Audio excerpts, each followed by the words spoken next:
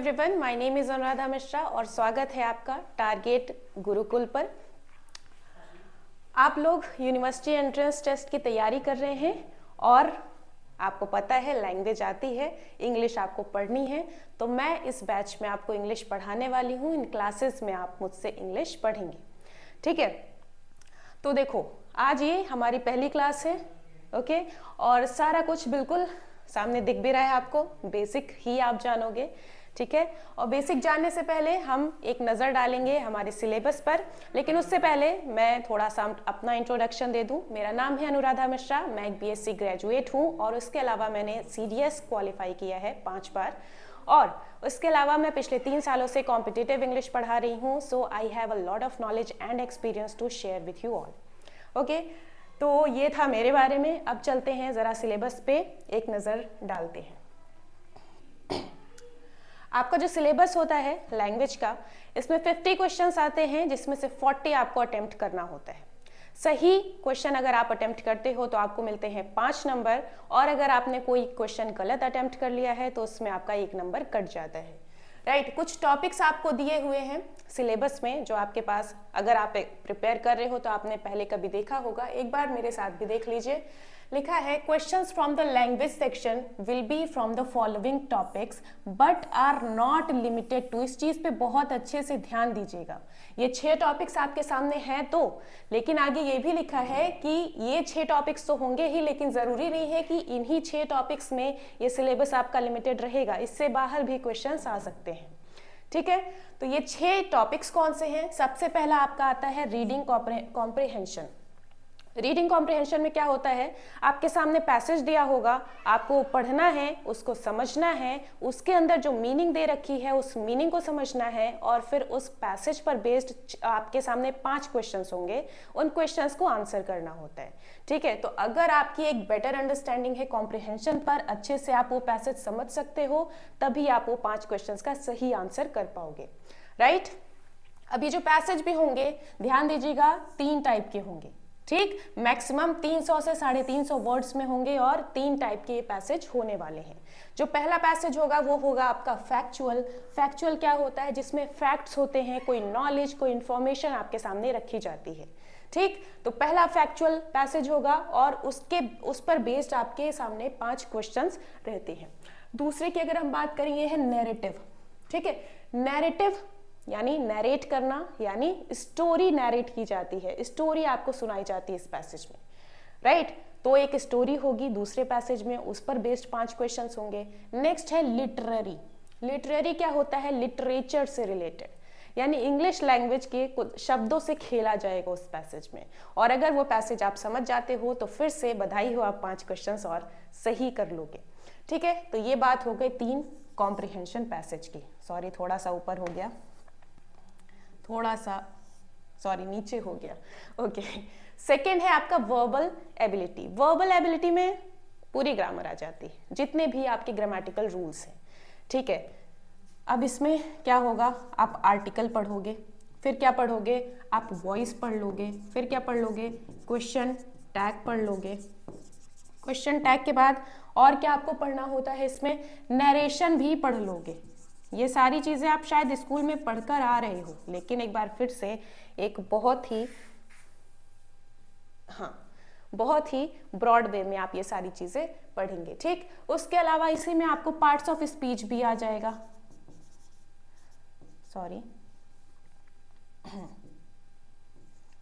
Sorry भैया, तुम्हारी teacher नहीं है अभी। पार्ट्स ऑफ स्पीच भी इसी के अंदर आ जाएगा। फिर एरर डिटेक्शन आपने सुना होगा, वो भी सब इसी में आ जाएगा। सेंटेंस इंप्रूवमेंट कभी सुना होगा, वो भी इसी में आ जाएगा, ठीक है। आर्टिकल मिट गया इधर से, ठीक। तो वर्बल एबिलिटी में बहुत सारी चीजें आ जाती हैं। फिर आता है आपका rearranging the parts. Rearranging the parts में हमें क्या करना होता है, एक सेंटेंस होता है, अब उस सेंटेंस को 4 हिस्सों में तोड़ दिया जाएगा, ठीक। और 4 हिस्सों में तोड़ के क्या करेंगे, इधर उधर कर देंगे। आपको क्या करना होगा, अरेंज करना होगा फिर से, ओके। एक कोई आपका सेंटेंस होगा, उसको तोड़ दिया A, B, C और D पार्ट में, फिर ये क्या करेंगे, चारों हिस्सों को अलग अलग बिठा देंगे और आपसे कहेंगे चलो फिर से ABCD लगाओ। तो अगर आपको एक सेंटेंस का नॉलेज नहीं है कि सेंटेंस में क्या चीज़ कहाँ आती है, तो ये करने में थोड़ी आपको दिक्कत आएगी। पैरा जम्बल्ड भी इसे बोला जाता है, रीअरेंजिंग द पार्ट्स को। चौथा आता है आपका choosing the correct word. Choosing the correct word में क्या होता है कि एक सेंटेंस दिया रहेगा, उस सेंटेंस में से एक शब्द को छुपा देंगे, fill in the blanks type होता है। आपके सामने 4 ऑप्शंस होते हैं और आपसे कहता है बताओ उन चारों में से कौन सा सबसे ज्यादा सूट करता है इस फिल इन द ब्लैंक वाले पोर्शन में। ओके, ये हो गया चौथा। पांचवें में आपका आता है synonym and antonym. Synonym antonym पढ़ते आ रहे हो, पर्यायवाची और विलोम शब्द, ठीक, तो वोकैबुलरी का ही पार्ट है। और छठा आपका आता है छठा आपका वोकैबुलरी का ही पार्ट है, ठीक। तो वोकैब कुल मिला के वर्ड मीनिंग आप याद करेंगे, और उसके अलावा इसी वोकैब में आपके इडियम फ्रेज भी आ जाते हैं, प्रोवर्ब्स भी आ जाती हैं, और इसके अलावा वन वर्ड सब्स्टिट्यूशन भी आ जाते हैं। ओके, तो खाली बोलने के लिए वोकैब है, लेकिन आती पूरी की पूरी सब कुछ है इसमें, ठीक, ध्यान रखेंगे। तो ये आपके 6 मेजर टॉपिक हैं जो आपको तैयार करने हैं, और कुल मिला के ये 6 मेजर टॉपिक्स के पीछे पूरी ग्रामर है जो आपको तैयार करनी है। ओके, तो चलिए शुरू करते हैं बिना किसी देरी के।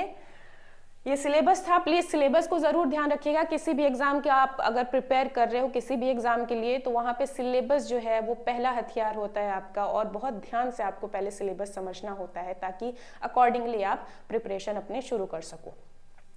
इस बैच में मैं जो इंग्लिश आपको पढ़ाने वाली हूँ, मैं ये समझ के पढ़ाऊंगी कि आपको कुछ नहीं आता है, आप बिल्कुल बच्चे हो, आपको नहीं पता वॉवल क्या होता है, कॉन्सोनेंट क्या होता है, लेटर क्या होता है, वर्ड क्या होता है। तो बिल्कुल बेसिक से ही फंडामेंटल के साथ हम शुरू करेंगे आज की क्लास। ओके, सबसे पहले इंग्लिश है क्या? सवाल आता है इंग्लिश है क्या? इंग्लिश पढ़ने तो आए हैं, है क्या? हिंदी में इंग्लिश को क्या बोलते हैं? अंग्रेजी। अंग्रेजी एक भाषा है ना, कम्युनिकेशन का एक माध्यम है। आपको अपने जो भी अंदर के इमोशंस हैं, भाव हैं, उन्हें एक्सप्रेस करना है, तो आप कैसे कम्युनिकेट करोगे? लैंग्वेज के थ्रू। जैसे आप हिंदी में बोलते हो, जब तक आप वो लैंग्वेज अपने मुंह से निकालोगे नहीं, तब तक सामने वाले को समझ नहीं आएगा। तो इंग्लिश भी एक क्या है? लैंग्वेज है, ठीक है। लैंग्वेज के अलावा और क्या है? विषय भी है, हम पढ़ते हैं भाई। जैसे हिंदी हमारी एक भाषा है, साथ ही साथ हिंदी एक विषय भी है जिसे हम पढ़ते हैं, है ना। लैंग्वेज में ही तो आप पढ़ रहे हो। ओके, तो इंग्लिश जो है एक लैंग्वेज है, भाषा है। और अगर पार्ट्स ऑफ स्पीच में बात करूं तो इंग्लिश एक नाउन है, साथ ही साथ एक एडजेक्टिव है। Now you will ask what is parts of speech? Parts of speech होता क्या है? स्पीच के पार्ट्स, यानी एक स्टेटमेंट है, एक सेंटेंस है, उसके जो पार्ट्स होंगे उन्हें हम बोलते हैं parts of speech, right. Noun क्या होता है? नाउन मतलब बिल्कुल बेसिक चीज, नाउन मतलब नेम। किसी का भी नाम ही क्या है? नाउन है। ये मेरे हाथ में कुछ है, इसको बोलते हैं मार्कर, नाउन, ठीक है। कोई चीज जो एग्जिस्ट कर रही है, जिसका कोई नाम है, वो क्या है? नाउन है। मेरे हाथ में ये कुछ है, एग्जिस्ट करता है, नाम क्या है? वॉच, ठीक है। तो ये क्या हो गई? नाउन हो गई। आपके सामने मैं हूं, मैं एग्जिस्ट करती हूं, मेरा नाम है अनुराधा मिश्रा। अनुराधा मिश्रा क्या हो गया? नाउन हो गया, ठीक है। तो ऐसे ही इंग्लिश एक लैंग्वेज का नाम है, एक सब्जेक्ट का नाम है, इसलिए इंग्लिश क्या है? एक नाउन है। Okay, example, I can speak English fluently. I can speak what? English. कैसे? फ्लुएंटली, ठीक है। तो इंग्लिश एक भाषा है, एक लैंग्वेज है, तो इंग्लिश क्या हो गया? नाउन हो गया। Next, what is an adjective? Adjective क्या होता है? एडजेक्टिव विशेषता बताता है। क्या? विशेषता बताता है, यानी कि क्वालिफाई करता है। किसे क्वालिफाई करेगा? नाउन को और नाउन की जगह लेने वाले प्रोनाउन को। ओके, नाउन और प्रोनाउन के लिए परेशान आप नहीं रहेंगे, क्योंकि मैं सारा कुछ आपको पढ़ाऊंगी। बस यहाँ एक टर्म बस याद रखिए कि एक चीज नाउन होती है, नाउन मतलब नाम, और जो नाउन को रिप्लेस कर दे वो होता है प्रोनाउन। और नाउन और प्रोनाउन की विशेषता जो बताएगा वो होगा एडजेक्टिव। तो इंग्लिश आपका एक एडजेक्टिव भी है। कैसे है? तो देखो, this is an English novel. मैं क्या कह रही हूं? This is an English novel. Novel एक जॉनर है बुक का, ठीक है। बुक का एक जॉनर है, जॉनर का नाम है नॉवल। ठीक, तो नॉवल आपका क्या हो गया, नाउन हो गया। और वो नॉवल है कैसी, नॉवल की विशेषता क्या है कि वो है इंग्लिश में, तो इंग्लिश यहाँ पे क्या हो गया, एडजेक्टिव हो गया। सेम शब्द है लेकिन एक जगह नाउन का काम करता है, दूसरी जगह ये एडजेक्टिव का काम करता है। ठीक, ये हो गया आपका इंग्लिश के बारे में बेसिक चीज। अब उसी इंग्लिश के आगे अगर आप आर्टिकल द लगा देते हो, आप कहोगे आर्टिकल क्या आ गया भाई, आर्टिकल बस इतना समझिएगा, जब हम पढ़ेंगे तो समझ आ जाएगा बाकी चीजें। आर्टिकल आपकी दो टाइप की होती हैं, कौन कौन सी, डेफिनेट और इनडेफिनेट। डेफिनेट आर्टिकल होता है द, इनडेफिनेट होता है ए और एन। ओके, इनके भी रूल्स होते हैं कि कहाँ पे द आएगा, कहाँ पे ए आएगा, कहाँ पे एन आएगा।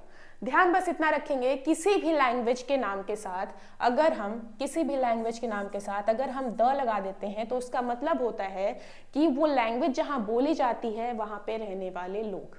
फॉर एग्जाम्पल मैं बोलती हूँ द इंग्लिश, इंग्लिश कहाँ से है, इंग्लैंड से, राइट। तो इंग्लिश कहाँ बोली जाएगी, इंग्लैंड में बोली जाएगी। द इंग्लिश मतलब इंग्लैंड के लोग।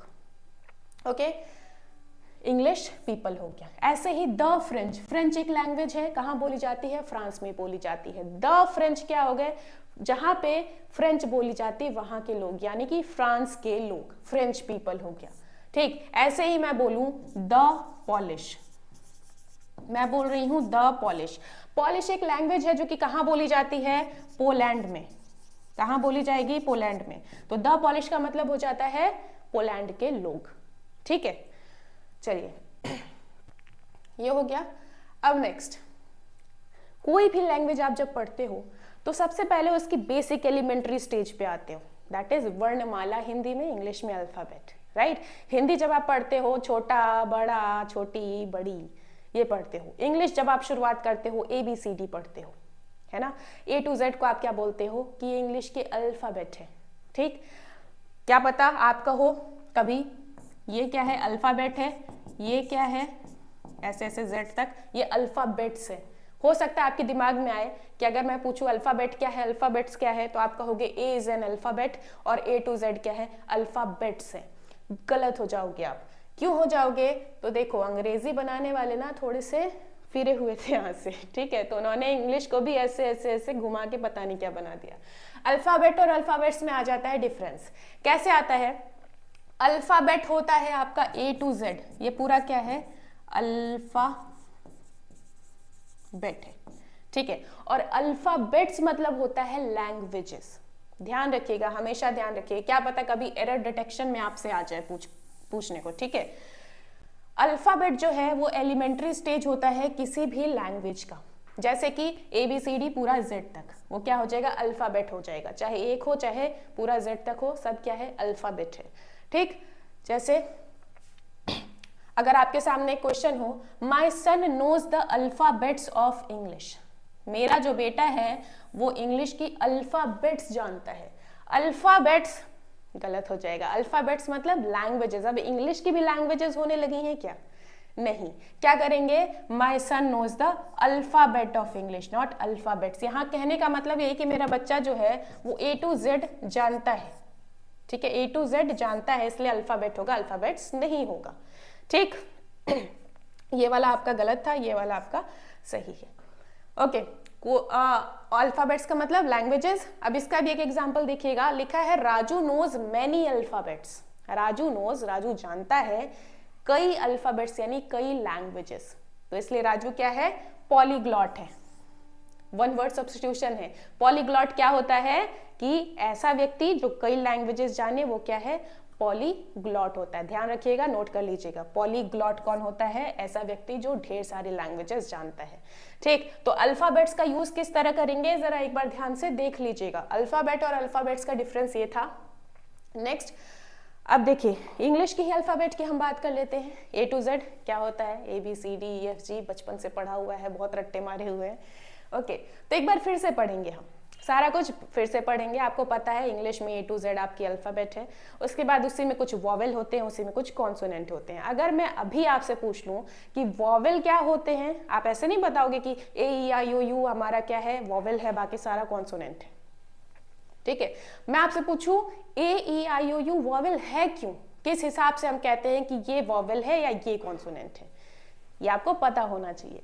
ठीक है, तो ध्यान दीजिएगा ABCD आपको पता है Z तक, उसमें से AEIOU जो है वो आपके वॉवेल होते हैं, बाकी सारे क्या हैं, कॉन्सोनेंट्स हैं। तो हम वॉवेल किस हिसाब से बोलते हैं तो मैं बताती हूँ। देखो, जब भी आप किसी अल्फाबेट को अपने मुंह से निकाल रहे हो, किसी लेटर को मुंह से निकाल रहे हो, तो जब भी आप बोलते हो तो यहाँ जरा हाथ लेके आओ, आपको पता चलेगा हवा अंदर से आती है बाहर। ठीक, हवा क्या कर रही है, अंदर से बाहर आ रही है जब आप बोल रहे हो तो अगर ये हवा बिना रुके बाहर आ गई, किसी लेटर को बोलने में ये हवा अगर बिना रुके बाहर आ गई तो वो है वॉवेल। ठीक है, और अगर थोड़ा सा भी ऑब्स्ट्रक्शन हुआ वो हो जाएगा कॉन्सोनेंट। आप बोलो ए आपने बोला यहां से सीधे बाहर, होठ कहीं नहीं मिले, दांत कहीं नहीं मिले, जीभ कहीं नहीं टकराई, ए आपने बोला और सीधे बाहर। EIOU, कहीं होठ नहीं मिले, कहीं दांत नहीं मिले, कहीं जीभ कहीं नहीं टकराई, यानी कि गले से सीधे हवा बाहर। ठीक है, उन्हें हम बोलते हैं क्या, वॉवेल। एक बार आप बोल के ट्राई कर लीजिएगा खुद से, फिर बताइएगा। ओके, कॉन्सोनेंट क्या होते हैं, बी बोलो, बी होठ बंद हुए, हवा रुकी। ठीक है, सी में क्या हुआ, जीभ टकराई। एक बार सारा बोल के देख लीजिएगा। अच्छा, कुछ कॉन्सेप्ट्स और हैं इंग्लिश के जिसमें बोला जाता है कि आपका जो वाई है ना, वाई आपका वॉवेल भी है, कॉन्सोनेंट भी है। सेमी वॉवेल बोलते हैं वाई को, क्यों, क्योंकि आप बोलो वाई में क्या होता है, होठ पूरे नहीं बंद होते हैं, लेकिन यहाँ साइड से बंद हो जाएंगे। ठीक है, वो कुछ अलग कॉन्सेप्ट होते हैं, लेकिन आप अपने स्कूल वाले कॉन्सेप्ट से ही टिके रहिएगा। AEIOU को ही हम वॉवेल मानेंगे, बाकी सारा हम कॉन्सोनेंट मानेंगे। ठीक है, अब आते हैं अल्फाबेट और अल्फाबेट्स के बाद हम बात करेंगे लेटर और लेटर्स की। लेटर और लेटर्स, इनमें क्या डिफरेंस होता है, तो देखो भैया, लेटर अक्षर, पत्र, आप मीनिंग जानते हो इसकी। ठीक है, ये जो लेटर है, लेटर का एक मीनिंग क्या होता है, अक्षर। अल्फाबेट क्या हुआ, A to Z, इसी अल्फाबेट्स में से मैंने एक निकाल दिया, ये क्या हो गया, A एक लेटर है। ठीक है, ए क्या हो गया, लेटर हो गया, तो लेटर क्या है, अक्षर। दूसरा मैं कह रही हूं पत्र, पत्र को भी तो आप लेटर ही बोलते हो, प्रेम पत्र लिखते हो, लेटर ही तो है। ठीक है, तो लेटर टू और फ्रॉम वाला जो आपका पत्र होता है वही हो गया लेटर। ठीक, अब इसी को आप प्लूरल बना दो। प्लूरल बनाने के लिए क्या करते हैं, यूजुअली हम कोई भी शब्द है उसके आगे एस लगा देते हैं, प्लूरल बन जाता है। ठीक, तो इसी लेटर का जब हम लेटर्स करते हैं तो क्या बनता है आपका, ये जैसे ए था वैसे हमने ABCD, ये 4 लेटर्स हो गए। ठीक है, वहां ए एक लेटर था, यहाँ पे चारों लेटर्स हो गए। ठीक है, दूसरा मीनिंग, पत्र अगर प्लूरल हो, आपके सामने 4 पत्र रखे हैं, वो क्या हो गए, 4 लेटर्स हो गए। ठीक, तो लेटर्स का भी ये प्लूरल हो जाएगा। फिर तीसरा आप मीनिंग यहाँ देखोगे जो कि वहां आपको नहीं दिखा, वो क्या है, नॉलेज या लिटरेचर। नॉलेज और लिटरेचर मतलब क्या, या तो ज्ञान होगा या फिर साहित्य होगा। ज्ञान या साहित्य लेटर्स का मीनिंग है। ठीक, अब इसी पे बेस्ड आपका एक ईडियम आता है, अ मैन ऑफ लेटर्स। ध्यान रखिएगा, कभी भी अ मैन ऑफ लेटर नहीं होगा, लेटर्स होगा, क्योंकि ज्ञान और साहित्य सिर्फ और सिर्फ लेटर्स में आता है। ठीक है, तो ये क्या है, Ram is a man of letter, ना जी, Ram is a man of letters, ये होगा आपका सही। तो क्या पता कभी एरर डिटेक्शन में आ जाए, या फिर क्या पता आपको ये चूज द वर्ड में आ जाए, ऐसे लेटर वाली जगह पे स्पेस कर दे और आपके सामने ऑप्शन दे, तो फिर आप क्या चूज करोगे, डिपेंड करता है। ठीक है, Ram is a man of letters, not later. ठीक, अब अगली जो आपको डिफरेंस देखनी है, वर्ड और वर्ड्स में। वर्ड और वर्ड्स, वर्ड मतलब पढ़ा होगा शब्द, राइट। लेटर्स को मिला दो, एक अरेंजमेंट बनाओ जिसमें कुछ मीनिंग निकले, वही क्या है, वर्ड है। ठीक है, अब ऐसे लिखने को तो हम अलग अलग सबको लिखते हैं, जी अलग हो गया, ओ अलग हो गया, डी अलग हो गया। ठीक है, हम OGD कर दें, क्या ये एक शब्द है, OGD कर दें, क्या ये एक शब्द है, बिल्कुल नहीं है, ये एक शब्द नहीं है। ठीक है, क्या होगा कि मीनिंग निकलनी चाहिए, तभी आपका वो शब्द बनेगा। तो हम क्या करते हैं, हमने लिख दिया गुड, हमने लिख दिया बैड, ये क्या हुआ, शब्द बना। ठीक है, तो वर्ड की जो पहली मीनिंग है वो है शब्द, क्या है, शब्द। वर्ड की दूसरी मीनिंग जो है वो क्या है, डिटर्मिनेशन, प्रॉमिस और कमिटमेंट, यानी कि आप किसी से वादा करते हो, एक दृढ़ प्रतिज्ञा करते हो, ठीक है, तो कमिटमेंट करते हो, वो क्या है, वर्ड है। क्या होगा, वर्ड होगा। तीसरा मीनिंग क्या है, मैसेज यानी संदेश। आप किसी को अपना संदेश भेज रहे हो, वो भी क्या है, वर्ड है। Please convey my word to your parents, ठीक है, please convey my word to your parents, मेरा संदेश अपने पेरेंट्स तक प्लीज पहुंचा दीजिए। ओके, अब ये वर्ड की जब मीनिंग शब्द है तो इसका प्लूरल बन सकता है, जवाब है हाँ बन सकता है।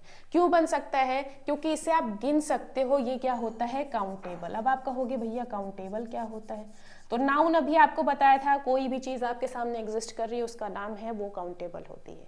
ये एक मार्कर है, काउंट कर सकते हो, राइट। अगर एक है तो एक है, दो होता मेरे हाथ में तो आप बोलते हैं देयर आर 2 मार्कर्स, ठीक है। तो मार्कर्स आपका होता, क्यों, क्योंकि ये काउंटेबल है, इसे आप काउंट कर सकते हो। लेकिन आपके सामने ढेर सारा अभी दूध पड़ा है, क्या आप दूध को काउंट कर पाओगे, जवाब है नहीं। तो जिन चीजों को आप काउंट नहीं कर सकते हो वो होते हैं अनकाउंटेबल नाउन। अब ये जो आपकी वचन है, प्रतिज्ञा है, आपका संदेश है, उसे आप काउंट नहीं कर सकते हो, और जब इन्हें काउंट नहीं कर सकते हो इसलिए ना तो इनका हम प्लूरल बनाएंगे और ना ही इनके साथ कोई नंबर। भैया नंबर उन्हीं के साथ लगाओगे ना जिन्हें आप काउंट कर पाओगे, इन्हें काउंट ही नहीं कर सकते तो नंबर कहाँ से आएगा। ओके, तो वर्ड का ये ध्यान रखेंगे कि अगर शब्द की तरह इसका मीनिंग आ रहा है तो उसका प्लूरल बनेगा, लेकिन अगर प्रॉमिस, कमिटमेंट या मैसेज के रूप में उसको हम यूज कर रहे हैं तो उसका प्लूरल नहीं बनाएंगे, ठीक है। नेक्स्ट, एक आपके सामने इडियम आता है, क्या, अ मैन ऑफ वर्ड। क्या, अ मैन ऑफ वर्ड, बिल्कुल वैसे जैसे अ मैन ऑफ लेटर्स था। तो इसमें ध्यान रखेंगे लेटर्स में लेटर्स होता है, लेकिन यहाँ वर्ड वाला जो इसमें वर्ड्स नहीं करेंगे। अ मैन ऑफ वर्ड एक इडियम है जिसका मतलब होता है सामने, अब इससे बेटर शायद मैं समझा पाऊं, इससे बेटर क्या ही समझाऊंगी, जो मैं बोलता हूं वो मैं करता हूं, ठीक है। तो वो इंसान जो बोलता है वो करता है, यानी अपने वचन का जो पक्का व्यक्ति है वो क्या होता है, अ मैन ऑफ वर्ड होता है। कभी भी उसको मैन ऑफ वर्ड्स आप नहीं करेंगे, ठीक है। तो अभी आपने क्या पढ़ा है या जाना है, तो सबसे पहला आपने एक वन वर्ड सब्स्टिट्यूशन सुना, ठीक है। क्या था वो, पॉलीग्लॉट। पॉलीग्लॉट कौन होता है, जिसको ढेर सारे लैंग्वेजेस पता हो, ठीक है। उसके अलावा आपने क्या पढ़ा, 2 इडियम्स पढ़ लिए आज। कौन सा, पहले तो था अ man of letters. A man of letters मतलब कोई विद्वान व्यक्ति है, साहित्यिक व्यक्ति है, बहुत ज्ञान है उस व्यक्ति के पास, तो व्यक्ति कैसा है, मैन ऑफ लेटर्स है, ठीक। और दूसरा अगर अपने वचन का पक्का व्यक्ति है तो वो होगा अ man of word, not words, ध्यान रखिएगा, ये वर्ड है, ये लेटर्स है, ठीक है। ये हो गया। नेक्स्ट, अब देखो लेटर आपने देखा, वर्ड आपने देखा, अब वर्ड्स को मिला दो तो साथ में वो क्या बन जाएगा, फ्रेज बन जाएगा, ठीक है। सबसे पहले एक लेटर था आपका, ठीक है, अलग अलग एक लेटर था, अब उस लेटर में कुछ और लेटर्स हमने मिलाए, ठीक है, कुछ और लेटर्स हमने मिलाए और वो क्या बन गया, आपका शब्द बन गया। अब शब्द में कुछ और शब्द मिलाएंगे तो अगली जो स्ट्रक्चर होगी वो होगी फ्रेज, ठीक है। फ्रेज होता क्या है, a group of words that work together to make meaning. Meaning तो निकलेगी बट कंप्लीट सेंटेंस नहीं बनेगा। नाउ कंप्लीट सेंटेंस क्या होता है, तो एक सेंटेंस में जब सब्जेक्ट हो, ठीक है, फिर रुक जाओ, एक कंप्लीट सेंटेंस कैसे बनता है, अरे भाई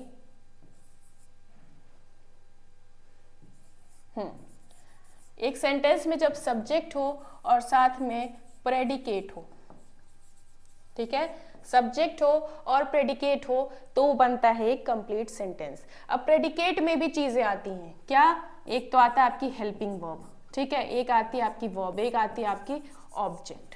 यानी एक कंप्लीट सेंटेंस कैसे बनेगा, सब्जेक्ट, हेल्पिंग वर्ब, वर्ब और ऑब्जेक्ट मिला के बनता है, ठीक है। तो फ्रेज क्या होगा, इनकम्प्लीट सेंटेंस होगा।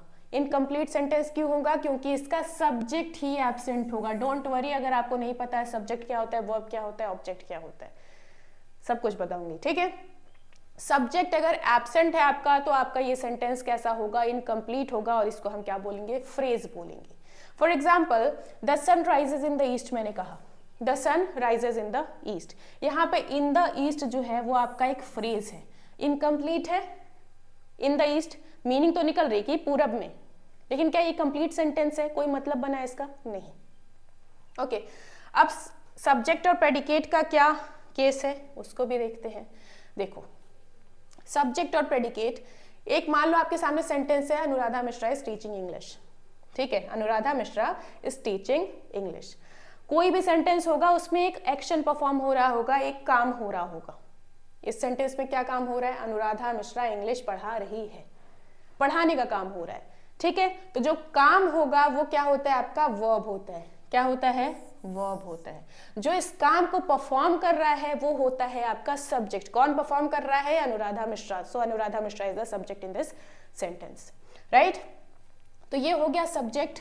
अब सब्जेक्ट को छोड़ के जितना पार्ट है वो सारा क्या है? आपका प्रेडिकेट है। सब्जेक्ट को छोड़ के जितना भी पार्ट है वो सारा क्या रहेगा? प्रेडिकेट रहेगा। अब प्रेडिकेट में आप फर्दर देखते हो हेल्पिंग वर्ब दिखती है, जो कि यहाँ पे इज है।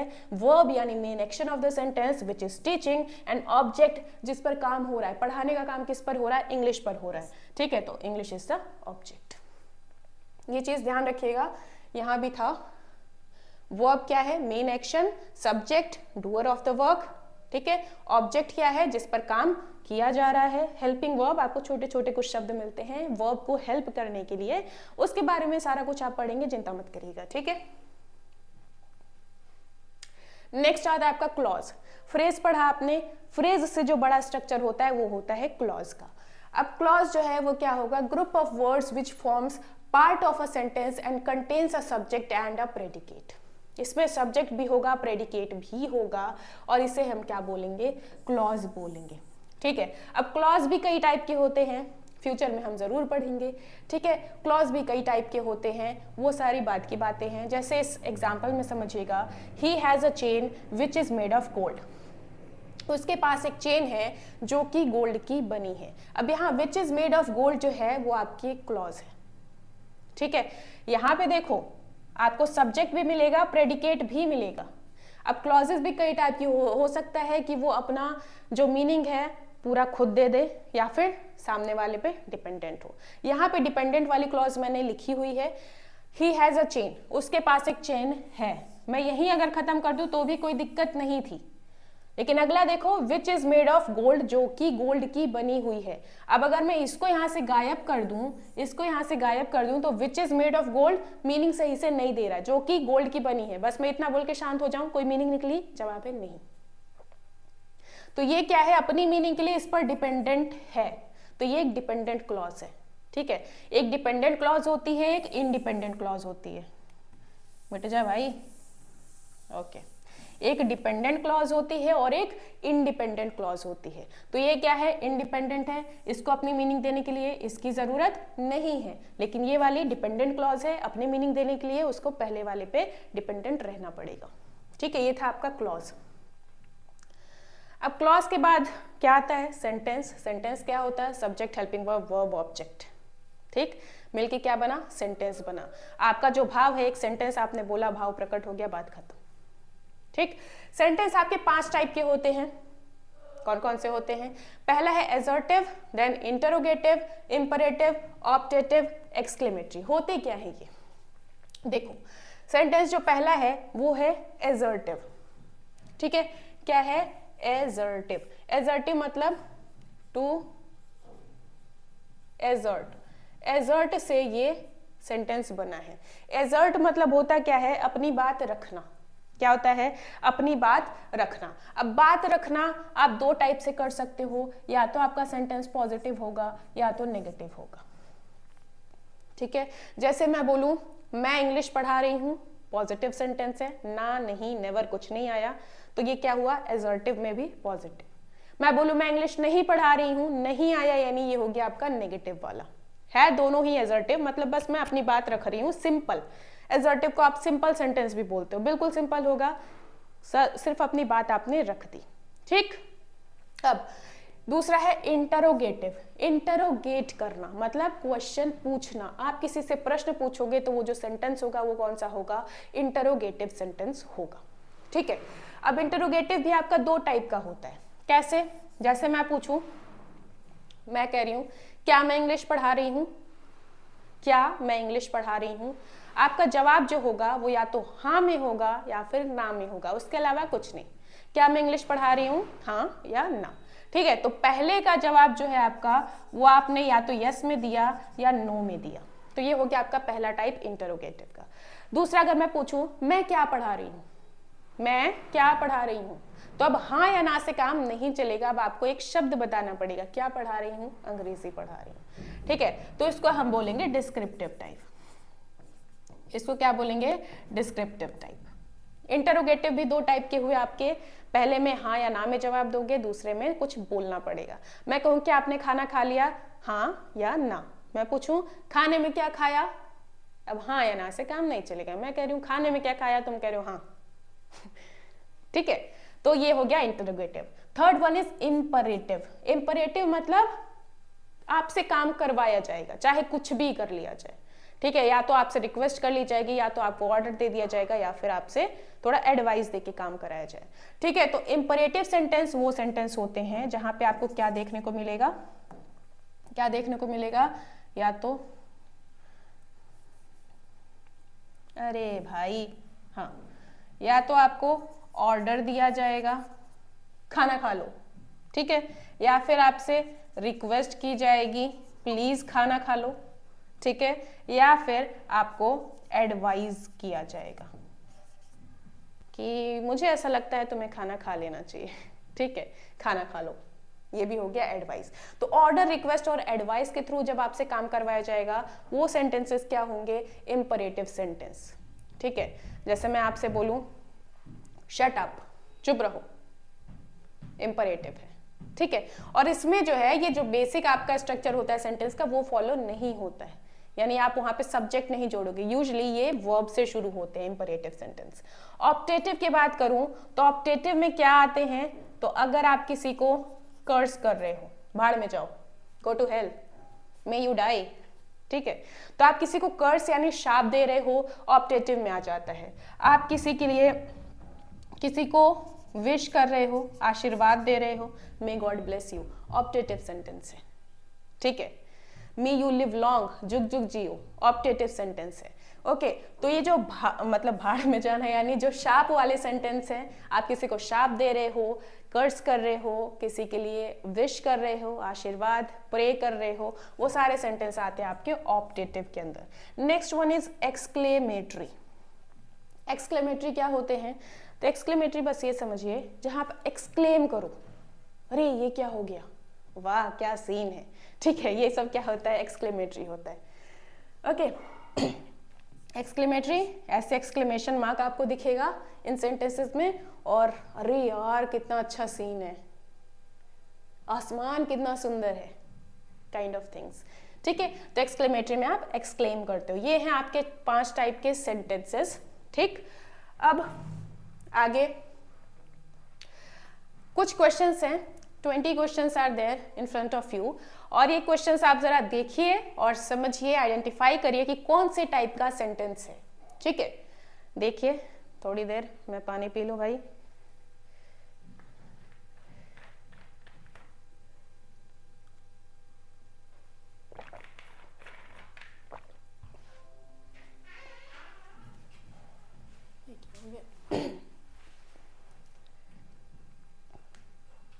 अच्छा, मेरे से हिल गया क्या?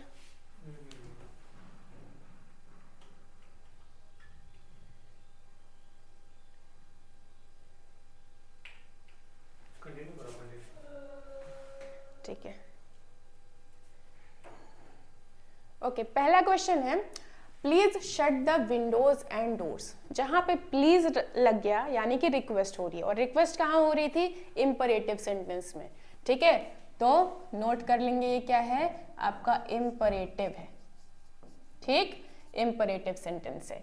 Do you like chocolate pastries, क्या आपको चॉकलेट पेस्ट्रीज पसंद है, क्या आपको पसंद है, क्वेश्चन पूछा गया, तो ये क्या है आपका इंटरोगेटिव है। ओके, ये क्या है, इंटरोगेटिव है। My name is Astrid Gracie, भाई बड़ा अंग्रेज नाम है, my name is Astrid Gracie. ठीक है, तो यहाँ पे बस नाम बताया गया, कोई बात एजर्ट की गई है, तो ये क्या हो गया, एजर्टिव। ठीक है, क्या है ये, एजर्टिव है, और एजर्टिव में भी पूछू कौन सा है, पॉजिटिव या नेगेटिव, तो पॉजिटिव है।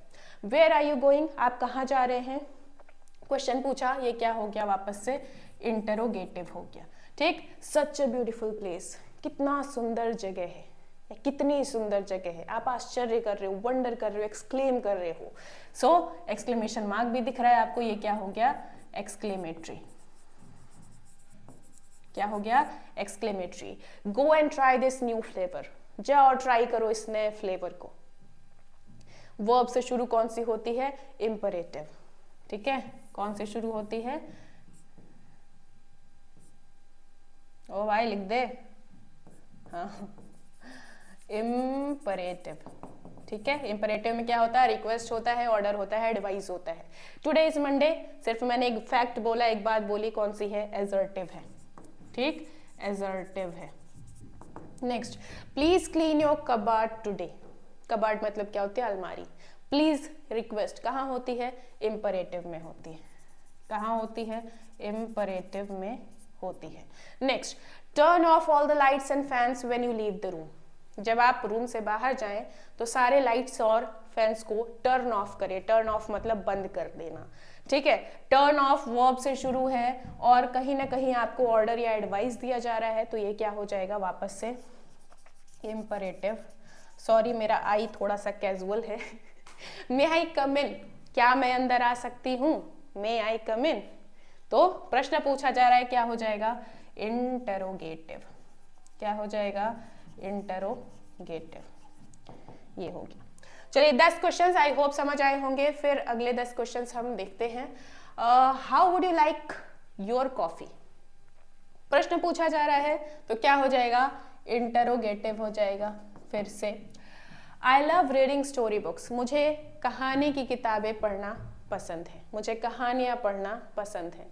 तभी तो सीयूटी की तैयारी कर रहे हो, थोड़ा एकेडमी वाली बुक्स भी पढ़नी चाहिए। I love reading story books, तो ये क्या हो जाएगा आपका, एजर्टिव। सिर्फ एक बात एजर्ट की गई है, बोली गई है, एजर्टिव हो गया।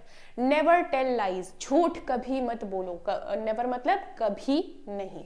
ठीक है, टेल लाई मतलब झूठ बोलना, तो यानी झूठ कभी मत बोलो। तो ये आपको कहीं ना कहीं एक एडवाइस दी जा रही है। एडवाइस कहाँ दी जाती है, इंपरेटिव में। ठीक है, इंपरेटिव में। चलिए, the earth revolves around the sun, पृथ्वी सूरज के चारों ओर चक्कर लगाती है। सिर्फ एक फैक्ट आपके सामने रखा गया, बात कही गई, सिंपली क्या हो जाएगा, एजर्टिव हो जाएगा। ठीक है, क्या हो गया, assertive. Alas we lost the trophy, अरे यार हम ट्रॉफी हार गए। ओके, तो ये क्या है, एक्सक्लेम किया जा रहा है, अपने भावों को कुछ ज्यादा प्रकट किया जा रहा है, तो ये क्या हो गया, एक्सक्लेमेटरी हो गया। ठीक है, क्या हुआ, exclamatory. Hurray we won the competition, खुशी दिखाई जा रही है अलास और हुर्रे से, ये क्या हो गया, फिर से एक्सक्लेमेटरी ही हो गया। Asia is the largest continent, Asia सबसे बड़ा कॉन्टिनेंट है। एक फैक्ट बताया गया, एजर्ट की गई बात, तो ये क्या हो गया आपका, एजर्टिव हो गया। क्या हुआ, एजर्टिव हो गया। ऑलवेज रिस्पेक्ट योर एल्डर्स, हमेशा अपने एल्डर्स की, बड़ों की रिस्पेक्ट करो। ठीक है, तो ये आपको कहीं ना कहीं ऑर्डर या एडवाइस है, तो ये क्या हो जाएगा आपका, इंपरेटिव। ठीक है, इंपरेटिव हो जाएगा। Do you know where Peter lives, क्या आपको पता है पीटर कहाँ रहता है, इंटरोगेटिव। क्वेश्चन पूछा जा रहा है, हाँ या ना। ठीक है, तो ये क्या हो जाएगा, इंटरोगेटिव।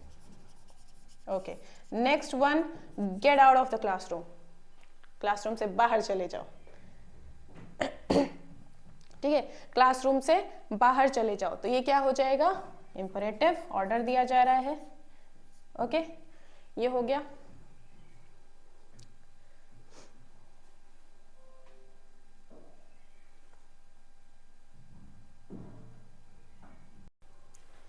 लास्ट क्वेश्चन है 20, get out of the classroom, class से बाहर चले जाओ। ठीक है, तो ये क्या है कि आप ऑर्डर दे रहे हो किसी को, तो ऑर्डर कहाँ आता है, ऑर्डर, रिक्वेस्ट, एडवाइस, सबका सब आ जाता है आपका इंपरेटिव सेंटेंस में। ठीक, तो ये थे आपके 20 क्वेश्चंस। आई होप समझ आए होंगे कि किस तरह से आपको आइडेंटिफाई करना है कि कौन सा टाइप का सेंटेंस आपके सामने लिखा हुआ है। ओके, आज की क्लास फिलहाल इतनी ही रहेगी। अगली क्लास में हमें क्या पढ़ना है वो मैं बता देती हूँ। हम पढ़ेंगे टेंस। टेंस मतलब होता है काल या टाइम। अब कोई भी स्टेटमेंट आप देते हो, कोई भी सेंटेंस आप बोलते हो, तो 3 पॉसिबिलिटी है, या तो वो प्रेजेंट की होगी, या फिर बीते हुए टाइम की होगी, या फिर आने वाले टाइम की होगी, राइट। यानी कि जो टेंस होगा आपका 3 टाइप का होगा, प्रेजेंट, पास्ट या फ्यूचर। वर्तमान, बीता हुआ कल या आने वाला कल। अब यही जो 3 टेंस हैं, फर्दर वो सब डिवाइड होते हैं 4 पार्ट्स में। तो फिलहाल ये सारी चीज़ें हम करेंगे नेक्स्ट क्लास में। और उसके अलावा नेक्स्ट क्लास से पहले आप एक चीज़ और ध्यान रखिएगा, एक PDF आपको शेयर की जाएगी वर्ब फॉर्म्स की, ठीक है। तो उसको एक बार देख लीजिएगा, उसको पढ़ते रहिएगा, बहुत इंपॉर्टेंट होगा टेंस पढ़ते टाइम, ठीक। अब अगली इंपॉर्टेंट चीज़, अगर ये क्लासेस आपको पसंद आ रही हैं तो मैं आपको पढ़ाऊंगी टारगेट गुरुकुल पर। और इसके लिए आपको करना क्या है, सबसे पहले तो इंस्टॉल कर लेना है टारगेट गुरुकुल ऐप को, और यहाँ पे आप कोर्स अपना चूज कर लीजिएगा और यहाँ आप मेरी क्लासेस ले सकते हैं। रेगुलर क्लासेस होंगी और बहुत अच्छे से आपको समझ आएगा, ठीक है। और अगर ये क्लास आपको पसंद आई है तो वीडियो को लाइक कर दीजिएगा, सब्सक्राइब कर लीजिएगा टारगेट गुरुकुल को, और साथ ही साथ अपना फीडबैक जरूर दीजिएगा कमेंट सेक्शन में। चलिए।